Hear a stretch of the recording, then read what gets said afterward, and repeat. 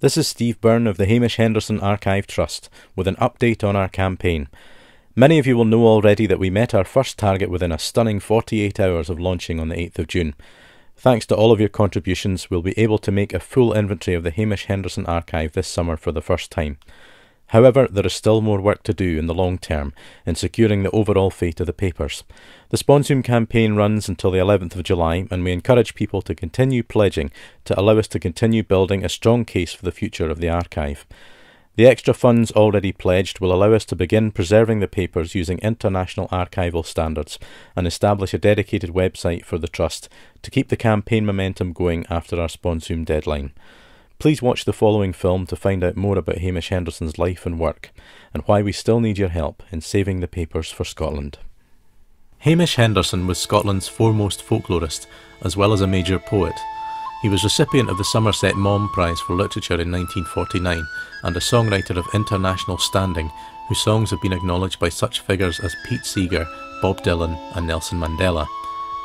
Born in Blairgowrie in 1919, Hamish was an intelligence officer during the Second World War, and remarkably personally oversaw the radio broadcast of the surrender of Italy.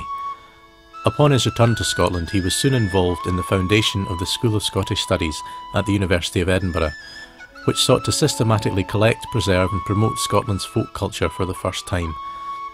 Over the next 40 years, Hamish was responsible for the collection of thousands of hours worth of archive recordings of folk songs, tales and other cultural riches in both Scots and Gaelic languages, vital to the understanding of Scotland's people, its traditions and ways of life. He collected in particular from members of the travelling community, considered by scholars to be the guardians of much Scottish oral tradition, and some might say the bedrock of the cultural revival enjoyed in today's post-devolution Scotland. Now, throughout his life, Hamish was a passionate campaigner on many issues, not least the anti-apartheid and anti-nuclear movements, and these manifested themselves in his songwriting, including Rivonia, which reached the freedom fighters in South Africa, and eventually Nelson Mandela himself. Free Mandela, free Mandela. Free Mandela, free Mandela. Now, if you've found the link to this video, the chances are you know a lot of this already and the amazing cultural being that Hamish Henderson was. So why are we making this appeal? Well, Hamish died in 2002 at the age of 82, and since that time his personal archive of letters, manuscripts and other papers has remained with his family. This includes correspondence with a wealth of notable cultural figures such as Alistair Gray, Naomi Mitchison, Norman McCaig, Ian Hamilton Finlay, George Mackay Brown, Trevor Royal, Charles Parker, Ewan MacColl, Matt McGinn, Dominic Behan, Jean Redpath, Jeannie Robertson, Belle Stewart, Alan Lomax, Pete Seeger, to name but only a few. Additionally, the archive contains manuscripts of Hamish's unpublished poems, correspondence from his time in Germany in the 1930s, and notebooks from his field collecting, as well as some items belonging to other major folklore collectors such as Gavin Gregg of Aberdeenshire, given to Hamish by his descendants. The papers have been valued at nearly £100,000, and attempts have been made to date to raise the funds for a national body to acquire the papers for the nation, but without success. My name's Steve Byrne, and some of you in the folk music community might know me from the folk song band Malinky.